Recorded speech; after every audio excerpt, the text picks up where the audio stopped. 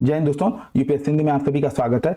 आज हम लोग आराधन बैच सीरीज में पॉलिटी से रिलेटेड प्रश्नों को देखेंगे। क्योंकि प्रीलिम्स परीक्षा की खासियत रही है, चाहे वो पीसीएस हो यूपीएससी, मैं बार बार इस चीज को दोहराता हूं, जो रैंडमनेस है उसकी खासियत है। तो इसी रैंडम सीरीज में आज हम लोग मूल कर्तव्य फंडामेंटल ड्यूटी से रिलेटेड जो टॉपिक्स है उसको देखेंगे। ठीक है, पहला प्रश्न है, निम्नलिखित कथनों में से कौन सा नागरिकों के मूल कर्तव्य के विषय में सही है। ठीक है, और सही विकल्प का चयन करना है। तो जहां सही है या सही नहीं है इसको आपको टिक जरूर करना है, क्योंकि अगर आप इसको टिक नहीं करते हो तो आते हुए प्रश्न गलत होने की संभावना आपकी बनती है।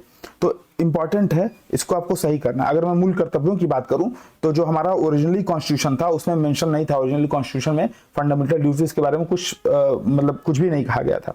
ठीक है, 1976 में स्वर्ण सिंह समिति के रिकमेंडेशन पे भाग 4A या 4 क, ठीक है, हिंदी में 4 क या 4A में इसको रखा गया, और अनुच्छेद इससे जो संबंधित है वो 51 क या 51A है। ठीक है, इस चीज को आपको याद रखना है। मूल संविधान में इनका कोई उल्लेख नहीं है। 42वें संविधान संशोधन के माध्यम से इसमें 51 क में 10 मूल कर्तव्य जोड़े गए, 10 मूल कर्तव्य, प्लस 86वें संविधान संशोधन के माध्यम से 11वां जोड़ा गया। ठीक है, ये 86 कॉन्स्टिट्यूशनल अमेंडमेंट था, और इसके माध्यम से 11वां मूल कर्तव्य जोड़ा गया 2002 में। ठीक है, और देश में, पूरे विश्व में जापानी संविधान ही एकमात्र ऐसा संविधान है जिसके कॉन्स्टिट्यूशन में ओरिजिनली नागरिकों के लिए एक मूल कर्तव्य वगैरह शामिल हैं। ठीक है, तो ये चीजें आपको जरूर याद रखनी है। ठीक है, 86वां संविधान संशोधन, उसके माध्यम से 11वां मूल कर्तव्य। एक बार मैं आपको ओरिजिनली कॉन्स्टिट्यूशन दिखा दूं। ठीक है,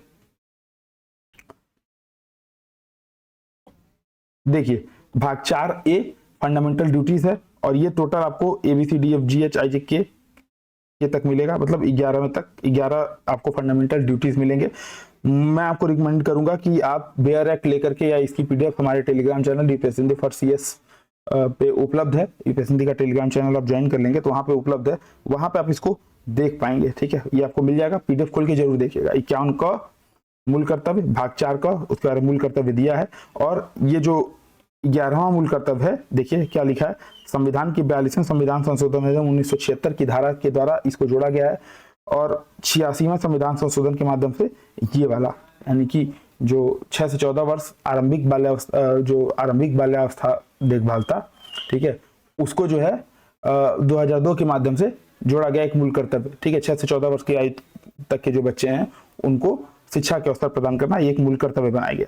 ठीक है, ये ध्यान रखिए। अब चलते हैं हम लोग ओरिजिनली प्रश्न की तरफ। प्रश्न पूछ रहा है क्या, कि इन कर्तव्यों को प्रवर्तित करने के लिए एक विधायी प्रक्रिया दी गई है, ये विधिक कर्तव्यों के साथ परस्पर सहसंबंधित है या परस्पर संबंधित है। आप देखिए, हमारे कॉन्स्टिट्यूशन में ऐसी कोई विधिक प्रक्रिया वर्णित नहीं है। ठीक है, आप देखिएगा भाग 3 मूल अधिकार फंडामेंटल राइट्स वाला जब हम लोग देखते हैं तो उसमें एक अनुच्छेद 32 आता है, राइट टू कॉन्स्टिट्यूशनल रेमेडीज, संवैधानिक उपचारों का अधिकार, जो कि आप लोग को ये राइट देता है कि अपने संविधान में जो दिए गए मूल अधिकार हैं उनके हनन होने पर आप डायरेक्ट सुप्रीम कोर्ट या हाई कोर्ट जा सकते हैं। ठीक है, आप direct supreme court high court जा सकते हैं, लेकिन भारतीय संविधान में DPSP हो चाहे मूल कर्तव्य हो, इनको लागू करने के लिए कोई विधिक प्रक्रिया नहीं दी गई है। ठीक है, तो ध्यान दीजिएगा, मूल कर्तव्य अदालतों को किसी विधि की संवैधानिक वैधता के निर्धारण या उनके परीक्षण में सहायता करते हैं।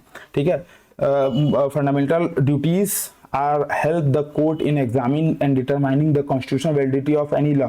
ठीक है, नागरिकों के लिए सोर्स ऑफ इंस्पिरेशन के भी काम करेंगे, उनके बीच डिसिप्लिन का सेंस डेवलप करेंगे। ठीक है, फ्रेटर्निटी बढ़ाएंगे, भाईचारा को बढ़ावा देंगे, लेकिन ये इनको लागू करना, अदालत में जाकर के आप इनको बाय लॉ इन्फोर्सेबल नहीं करा सकते। ठीक है, जब तक इनके ऊपर कोई लॉ न बन जाए। तो इन कर्तव्यों को प्रवर्तित करने के लिए एक विधायी प्रक्रिया दी गई है, ये स्टेटमेंट क्या हो जाएगा, गलत हो जाएगा। इन कर्तव्यों को लागू करने के लिए संविधान में कोई भी मूल कर्तव्यों को लागू करने के लिए कोई भी विधायी प्रक्रिया नहीं दी गई है। फिर बोला ये विधिक कर्तव्यों के साथ परस्पर सहसंबंधित हैं, ये भी गलत है। जो हमारे संविधान में अनुच्छेद 51 क के अंतर्गत जितने भी आपको फंडामेंटल ड्यूटीज दी गई हैं उसके बारे में कोई विधिक कर्तव्य या उसमें डायरेक्ट लॉ के थ्रू नहीं जोड़ा गया है। ठीक है, हाँ, संसद ने उस पर लॉ बनाया है। ठीक है, जैसे हमारे राष्ट्रध्वज या भारत के लोगों में क्या बोलते हैं, हमारे संविधान का पालन करें, उसके आदर्शों, संस्थाओं, राष्ट्रध्वज और राष्ट्रगान का आदर करें, ये हमारा एक मूल कर्तव्य है। इसको लागू करने के लिए संसद ने राष्ट्र गौरव अपमान निवारण अधिनियम बनाया हुआ है, यानी कि इनको विधिक तौर पे लागू किया जा सकता है, लेकिन ये विधिक कर्तव्यों के साथ परस्पर संबंधित नहीं है। ठीक है, जो जिनके लिए विधि बनाएगा, जैसे इन 11 कर्तव्यों में, जो अभी मैंने 11 कर्तव्य दिखाए थे, इन 11 कर्तव्यों में जिस पर विधि बनाई गई है उस पर ही आप क्या बोलते हैं, उसको ही आप जो है विधिक कर्तव्यों के साथ लागू कर सकते हैं, अन्यथा नहीं लागू कर पाएंगे, यानी कि विधिक कर्तव्यों के साथ परस्पर संबंधित नहीं है। ठीक है, तो दोनों स्टेटमेंट ये गलत हो जाएंगे और विकल्प इसका हो जाएगा डी, न तो 1 न तो 2। ठीक है, यानी कि मूल कर्तव्य हमारे लिए एक प्रेरणा स्रोत है, हमारे लिए सोर्स ऑफ इंस्पिरेशन है, हमारे लिए सेंस ऑफ डिसिप्लिन है, लेकिन ये निर्देशक तत्वों की भांति न्यायालय द्वारा प्रवर्तनीय नहीं है। इनको लागू करने के लिए संसद जो है उपयुक्त कानून बना करके इनको लागू कर सकती है। तो fundamental duties like DSP are non justiciable, however the parliament is free to enforce them by a suitable legislation. ठीक है, तो विधिक कर्तव्यों के साथ परस्पर संबंधित नहीं है, तो गलत हो जाएगा। ठीक, अगला है भारतीय संविधान द्वारा प्रदत्त नागरिकों के मूल कर्तव्यों में निम्नलिखित में से क्या है। ठीक है, ऑप्शन है मिश्रित संस्कृति की समृद्ध विरासत की रक्षा, सामाजिक अन्याय से कमजोर वर्गों की रक्षा, वैज्ञानिक मनोदशा, वैयक्तिक सामूहिक कार्यकलापों से सभी क्षेत्रों में उत्कृष्टता के लिए प्रयत्न करना। अब ध्यान दीजिएगा, अगर मैंने आपको जो डीपीएसपी पढ़ाई थी, अगर आपने मूल डीपीएसपी खोल करके एक भी बार देखी भी होगी, तो आप सीधे सीधे ये वाले प्रश्न आपके लिए हलवा टाइप वाले प्रश्न हैं।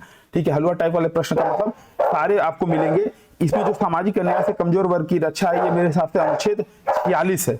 ठीक है, एक बार मैं अनुच्छेद 46 खोल करके आपको दिखाता हूँ।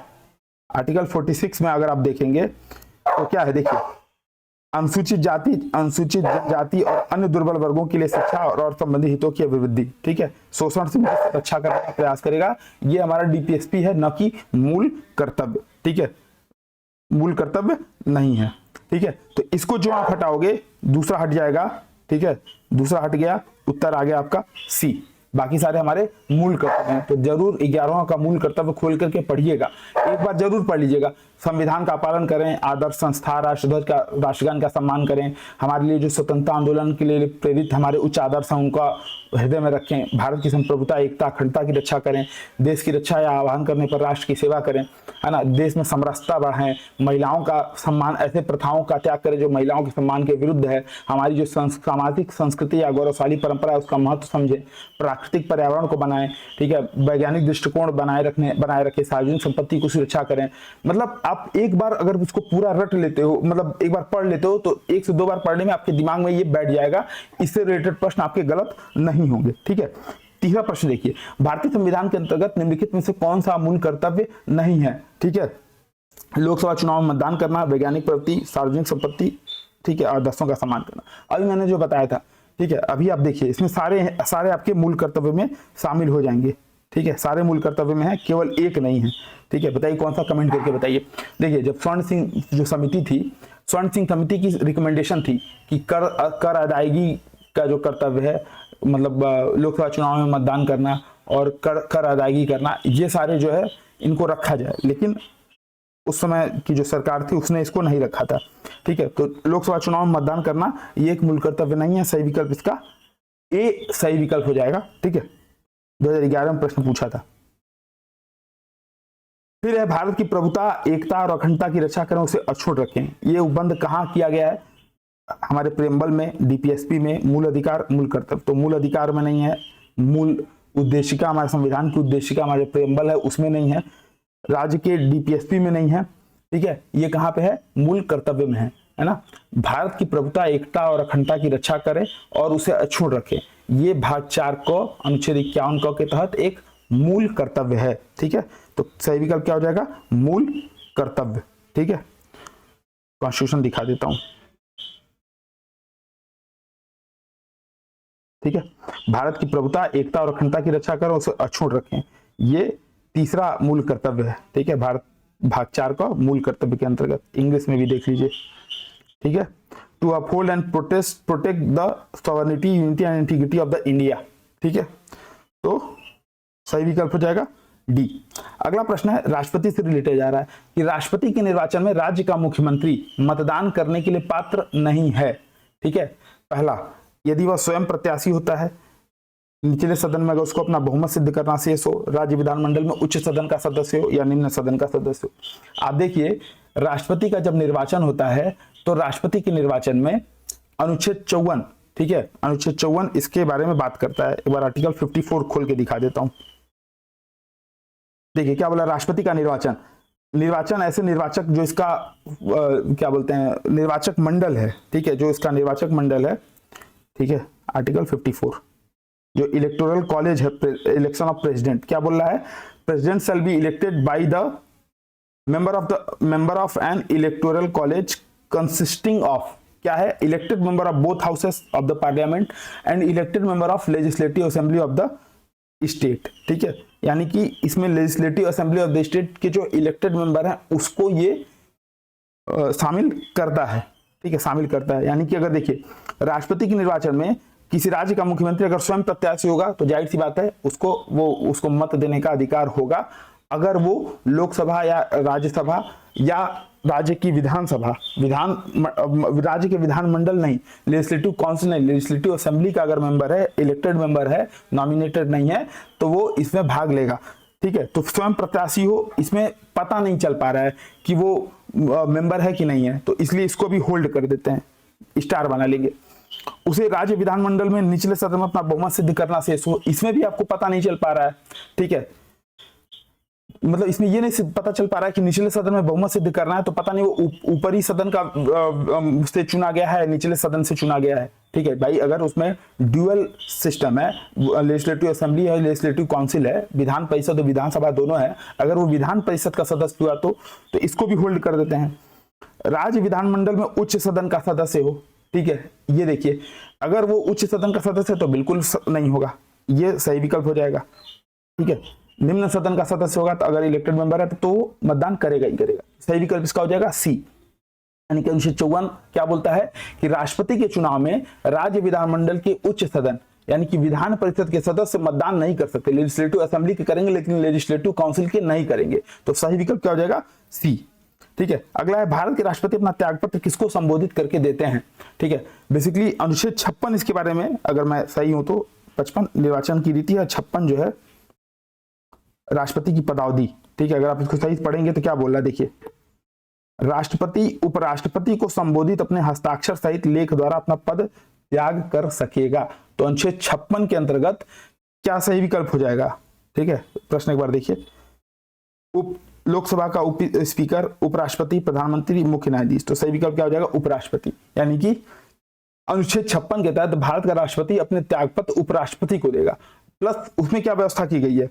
अब इसमें प्रश्न कैसा दे सकता है, इसमें प्रश्न ऐसे बन सकता है कि भारत के राष्ट्रपति के संदर्भ में निम्नलिखित कथनों पे स्टेटमेंट पे ध्यान दीजिए। पहला स्टेटमेंट होगा कि भारत का राष्ट्रपति अपना त्यागपत्र उपराष्ट्रपति को संबोधित करके देता है। दूसरा स्टेटमेंट होगा उपराष्ट्रपति इसकी सूचना, उपराष्ट्रपति का दायित्व है कि इसकी सूचना लोकसभा अध्यक्ष को तुरंत दे, ठीक है, तुरंत दे। तो देखिए दोनों ही स्टेटमेंट सही है। अनुच्छेद 56 क्या बोलता है कि पहली चीज तो हस्ताक्षर सहित लेख द्वारा अपना पद त्याग कर सकेगा, परंतु उपराष्ट्रपति को संबोधित त्यागपत्र की सूचना उसके द्वारा लोकसभा के अध्यक्ष को तुरंत दी जाएगी, ठीक है। यानी कि उपराष्ट्रपति को जो संबोधित त्यागपत्र है उसकी सूचना उपराष्ट्रपति लोकसभा अध्यक्ष को भी देगा, ठीक है। ये दोनों दायित्व दिए गए हैं, ठीक है।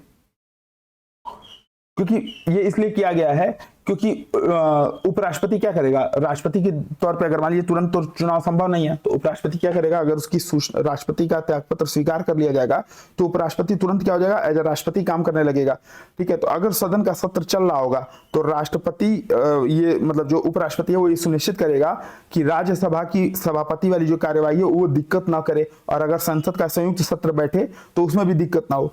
तो ये सारी चीज सोच करके मतलब एक पूरा प्रोसेस दिया गया है कि उपराष्ट्रपति को तुरंत वो लोकसभा अध्यक्ष को इसकी सूचना देनी पड़ेगी।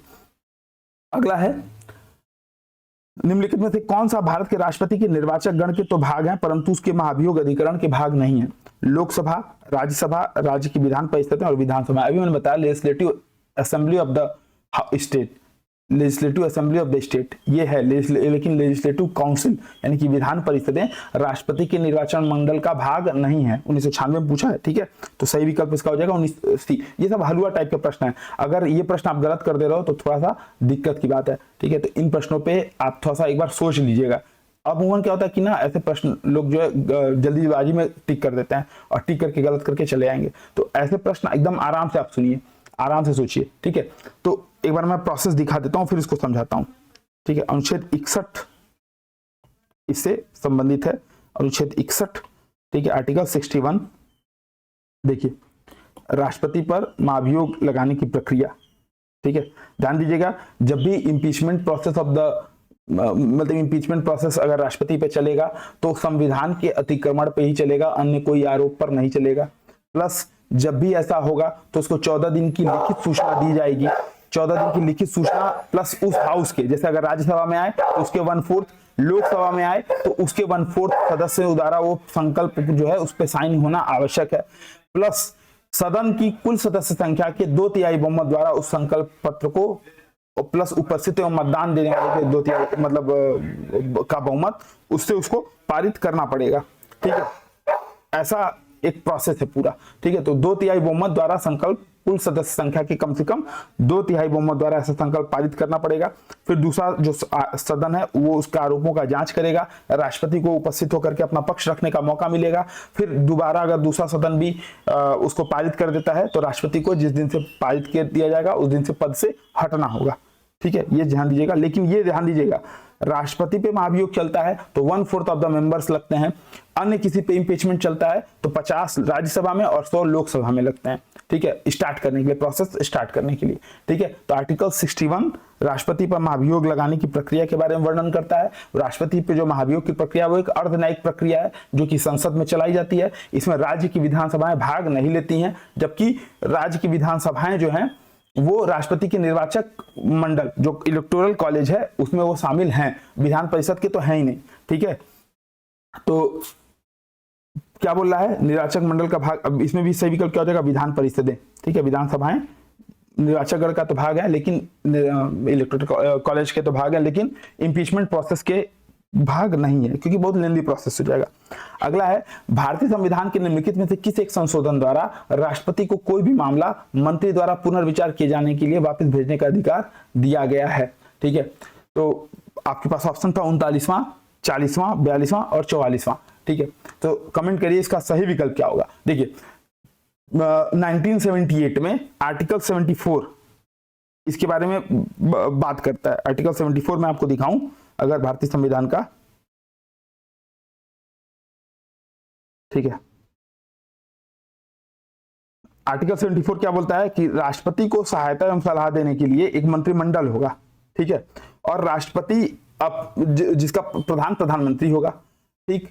दूसरा क्या बोल रहा है कि राष्ट्रपति मंत्रिपरिषद से ऐसी सलाह पर पुनर्विचार की अपेक्षा करेगा और ऐसे पुनर्विचार के पश्चात दी गई सलाह के अनुसार कार्य करेगा। ये देखिए यहाँ पे 2 लगाया गया है, यहाँ पे देखिए क्या है, इसको 2 यहाँ पे लगाया गया और 2 का एक्सप्लेनेशन क्या है, देखिए 44वां संविधान संशोधन अधिनियम 1978, ठीक है।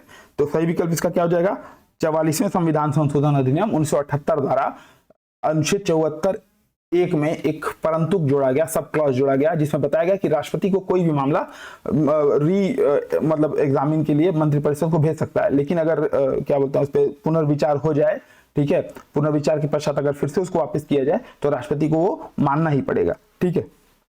अगला है, भारत के राष्ट्रपति ने जिस एकमात्र मामले में अपने वीटो शक्ति का प्रयोग किया वह क्या था, ठीक है। ऑप्शन थे, अच्छा देखिए 1993 का प्रश्न है और बहुत ही अच्छा प्रश्न है, मतलब ऐसे प्रश्न आपको सोच के करने होते हैं, सोच के थोड़ा सा सोचा काम बन जाएगा। पहला विकल्प है हिंदू कोड बिल, पेप्सू विधेयक, भारतीय डाकघर और दहेज प्रतिषेध विधेयक, ठीक है। दहेज प्रतिषेध विधेयक ये 1960 वाला जो विधेयक था, ये बेसिकली संयुक्त बैठक वाला विधेयक था। 1950 से आज तक भारतीय संसद की 3 बार संयुक्त बैठक हुई है।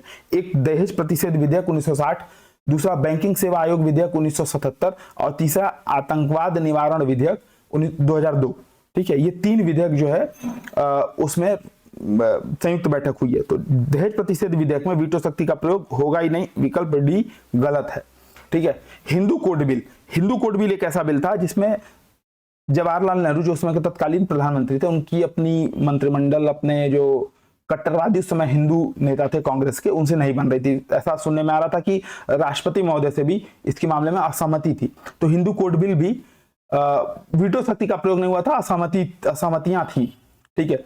लेकिन पेप्सू विनियोग विधेयक और भारतीय डाकघर संयोग विधेयक, इसमें आप लोग स्टार बना सकते हो, इन दोनों में से कोई एक विकल्प सही होगा। ठीक है, होता क्या है कि भारतीय संविधान का अनुच्छेद 111 ये बोलता है कि राष्ट्रपति के पास जब भी कोई विधेयक आएगा तो राष्ट्रपति के पास 3 विकल्प होंगे, या तो विधेयक पे अपनी स्वीकृति देगा, स्वीकृति सुरक्षित रखेगा, या पुनर्विचार के लिए लौटा देगा। ऐसे में राष्ट्रपति के पास 3 तरह के वीटो पावर भारत में मिलते हैं। टोटल 4 वीटो होते हैं, लेकिन 3 वीटो पावर मिलते हैं। एक होता है आत्यंतिक वीटो, एब्सोल्यूट वीटो इसको बोलते हैं। एक होता है निलंबित वीटो, निलंबित, ठीक है। एक होता है पॉकेट वीटो, एक होता है विशेषित वीटो। विशेषित वीटो भारत में नहीं पाया जाता, ये अमेरिका वगैरह में पाई जाती है। आत्यंतिक वीटो वो वीटो होता है जिसमें राष्ट्रपति संसद द्वारा पारित किसी विधेयक को अपने पास सुरक्षित रख लेगा और ये विधेयक अपने आप समाप्त हो जाएगा, अधिनियम नहीं बन पाएगा। ऐसा विधेयक 2 ही कारणों से होता है। एक तो, अब विशेषित वीटो के बारे में बता करके पहले इसको खत्म करूं फिर समझाता हूं। पहले विशेषित वीटो समझ लेते हैं। विशेषित वीटो बेसिकली वो विधेयक होता है जिसमें विधायिका उच्च बहुमत द्वारा उसको क्या बोलते हैं, हटाती है। उस विधेयक को विधायिका मतलब राष्ट्रपति ने क्या की, पुनर्विचार के लिए उसको भेजा, विधायिका ने क्या किया, 2/3 बहुमत से पारित करके भेज दिया, लो भाई अब साइन करो। तो ये होता है अमेरिका में। विशेषित वीटो भारत का है नहीं तो इसको हटा देते हैं। अब आता है आत्यंतिक वीटो। ये 2 ही मामले में होगा। राष्ट्रपति क्या करेगा, इसमें विधेयक को अपने पास सुरक्षित रख लेगा, यह विधेयक समाप्त हो जाएगा, अधिनियम नहीं बन पाएगा। पहला, अगर गैर सरकारी सदस्य, जैसे मान लीजिए कोई ऐसा विधेयक आया, गैर सरकारी सदस्य, सपोज करिए ऐसा विधेयक आया कि हर देश के हर नागरिक को 15-15 लाख रुपए देना है, ठीक है, कोई निजी विधेयक आ गया।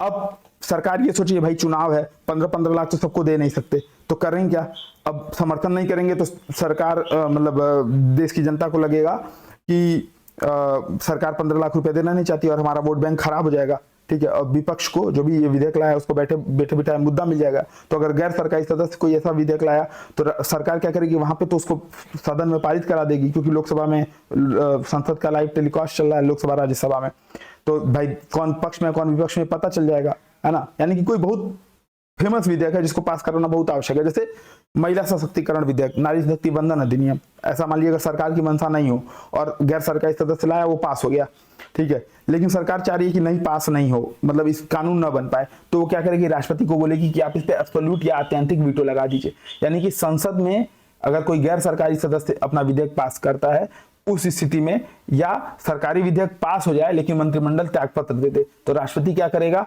राष्ट्रपति जो है अपने हिसाब से मन से तो कुछ लेगा नहीं, लेकिन नया मंत्रिमंडल फिर चुना गया और नया मंत्रिमंडल चुन करके आया, बोला कि नहीं भैया ऐसा वो जो विधेयक पास हो गया था उस पर आपने अभी सहमति रोकी हुई थी, उसको आत्यंतिक वीटो लगा दीजिए, एब्सोल्यूट वीटो। तो उस स्थिति में, यानी कि एक स्थिति जब गैर सरकारी सदस्य द्वारा पारित पेश किया गया विधेयक पास हो जाए, दूसरा सरकारी विधेयक पास हो लेकिन मंत्रिमंडल त्यागपत्र दे दे और नया मंत्रिमंडल राष्ट्रपति को बोले कि नहीं भैया इस पे साइन नहीं करिए, तो उस स्थिति में आत्यंतिक वीटो का प्रयोग होता है। निलंबित वीटो का प्रयोग तब होता है कि जब कोई विधेयक संसद को राष्ट्रपति पुनर्विचार के लिए लौटाता है, और इस मामले में बहुत कंफ्यूजन है कि राष्ट्रपति ऐसा अपने मन से करता है या मंत्रिमंडल की सलाह पर। लेकिन अभी मैंने बताया कि अनुच्छेद 74 के तहत राष्ट्रपति मंत्रिमंडल की सलाह मानने के लिए बाध्य है, तो इसमें जो भी हो इसमें विवाद में नहीं पड़ते हैं। असली फंसता है यहाँ पे पॉकेट वीटो। पॉकेट वीटो ऐसा है कि राष्ट्रपति न तो कोई सहमति देगा, न ही उस पर अस्वीकृति करेगा, न ही उसको लौटाएगा, एक अनिश्चित काल के लिए उसको जेब में रख लेगा, पॉकेट में रख लेगा। ऐसा वो स्व विवेक से करता है, मंत्रिमंडल की सलाह पे नहीं करता है। तो यानी कि इन 2 विधेयकों में जो भी पॉकेट वीटो वाला होगा वही क्या होगा, इसका विकल्प का सही उत्तर होगा। क्यों लिख रहा है, एकमात्र मामले में अपने वीटो शक्ति का प्रयोग करता है, क्यों, क्योंकि अगर आत्यंतिक वीटो वाला होगा तो वो तो या तो गैर सरकारी सदस्य द्वारा पारित हो उस स्थिति में, या नए कैबिनेट जो है उसको सलाह दे, उस स्थिति में ही हो पाएगा। पेप्सू जो विनियोग विधेयक है, जो यहाँ पे पेप्सू विनियोग विधेयक है, इसमें आत्यंतिक वीटो लगाया था 1954 में, राष्ट्रपति ने इसको सुरक्षित रखा था, और जब नई सरकार चुन के आई तो उसने क्या बोला कि भाई इसको हटा देते हैं। तो 1954 में राष्ट्रपति राजेंद्र प्रसाद थे, उन्होंने पंजाब के लिए जो विनियोग विधेयक था उस पर अपना निर्णय रोक करके रखा, ठीक है। बेसिकली ये विधेयक उस समय संसद में जब पारित हुआ था, जब वहां पे पंजाब में राष्ट्रपति शासन लगा था, और राष्ट्रपति शासन जब ये बिल साइन करने के लिए भेजा गया तो उस समय से राष्ट्रपति शासन पंजाब से हटा लिया गया। तो राष्ट्रपति ने इस पे क्या किया, मतलब मंत्रिमंडल ने सलाह दी कि ऐसा करिए, इनको आत्यंतिक वीटो में डाल दीजिए। तो 1954 में पेप्सू वाला, अब ये गलत हो जाएगा, सही विकल्प क्या हो जाएगा, भारतीय डाकघर संशोधन विधेयक। ये बेसिकली जो डाकघर संशोधन विधेयक है, ये 1986 में राष्ट्रपति ज्ञानी जैल सिंह मतलब जैल सिंह या ज्ञानी जैल सिंह ऐसे कुछ नाम था, उनको ये विधेयक भेजा गया था। राजीव गांधी सरकार ने कुछ ऐसा किया था कि जितने भी डाक आएंगे उनको खोल करके, मतलब प्रेस की स्वतंत्रता पर प्रतिबंध टाइप का था कि जो भी डाक वाक आएंगे वो चाहे तो खोल करके देख सकते हैं कि उसमें राष्ट्र विरोधी तत्व है या नहीं है, ऐसा करके कुछ। तो भारतीय डाकघर संशोधन विधेयक पे पॉकेट वीटो लगाया था। तो एकमात्र मामला जिसमें अपने वीटो शक्ति का प्रयोग कर पाएगा, अब किस वीटो का प्रयोग कर पाएगा, तो ऐसे जब प्रश्न आएंगे तो उसमें पॉकेट वीटो रखेंगे, क्योंकि पॉकेट वीटो एकमात्र ऐसा वीटो है जिसमें राष्ट्रपति अपनी मर्जी से करता है। निलंबनकारी और अत्यंतिक वीटो में तो कंफर्म है कि वो मंत्रिमंडल की सलाह पे करेगा, निलंबनकारी वीटो में भी कंफर्म नहीं है। तो अगर निलंबनकारी वीटो पे अगर ऐसा कुछ लगा रहता तो होता, लेकिन सही विकल्प इसका क्या हो जाएगा, भारतीय डाकघर संशोधन विधेयक। तो थोड़ा सा सोच के करने वाला प्रश्न, बहुत ही अच्छा प्रश्न फ्रेम किया गया था। अगला, निम्नलिखित में से किन की नियुक्ति भारत के राष्ट्रपति द्वारा की जाती है? निम्नलिखित में से किन की नियुक्ति भारत के राष्ट्रपति द्वारा की जाती है? वित्त आयोग के अध्यक्ष, योजना आयोग के उपाध्यक्ष, संघ राज्य क्षेत्र के मुख्यमंत्री। ध्यान दीजिएगा, आर्टिकल 280 अनुच्छेद 280 खोलिए, तुरंत देखिए, वित्त आयोग के अध्यक्ष की नियुक्ति राष्ट्रपति कर सकता है। यानी कि वित्त आयोग का अगर फॉर्मेशन भी करना रहेगा तो राष्ट्रपति करेगा। राष्ट्रपति जब चाहता, प्रत्येक 5 वर्ष या जब चाहता वो वित्त आयोग बना सकता है। संघ राज्य क्षेत्र के मुख्यमंत्री के भी अनुच्छेद 239 आर्टिकल 239 और 280 इसकी नियुक्ति का प्रावधान राष्ट्रपति द्वारा। लेकिन योजना आयोग के उपाध्यक्ष और अब जो है ये कौन सा आयोग हो गया, नीति आयोग, इनके उपाध्यक्ष की नियुक्ति कौन करता है? तो प्रधानमंत्री करता है। तो सही विकल्प इसका क्या हो जाएगा? सी, 1 और 3 सही है। ठीक है, तो आज की क्लास यहीं पे समाप्त करते हैं। कैसा लगा क्लास? वीटो शक्ति आपको कंफर्म हो गई होगी, मूल कर्तव्य आपको कंफर्म हो गया होगा। ठीक है, क्लास कैसी लगी अपने दोस्तों के बीच शेयर करिए, क्योंकि आप लोग का शेयर, मतलब मैं इसको यही सोचा हूँ कि 15 दिन तक क्लास बनाऊंगा लगातार, फिर अगर कम से कम 200 लोग इसको लाइक करते हैं तो फिर इसको लाइव, अगर आप लोग लाइव डिस्कशन करना चाहेंगे तो उसमें 15-20 क्वेश्चन और लेकर के आऊंगा। ठीक है, लाइव डायरेक्ट इसको डिस्कशन करेंगे, है ना। तो पहले एक बार कंटिन्यूटी बन जाए, लाइव डिस्कशन का भी प्रोग्राम रखते हैं, लेकिन वो आप लोग के समर्थन पर निर्भर करेगा। ठीक है, तो क्लास कैसी लगी कमेंट करके बताइएगा, इसको ज्यादा से ज्यादा शेयर करिए, चैनल को सब्सक्राइब करिए। मिलते हैं नेक्स्ट वीडियो में। जय हिंद, जय श्री राम।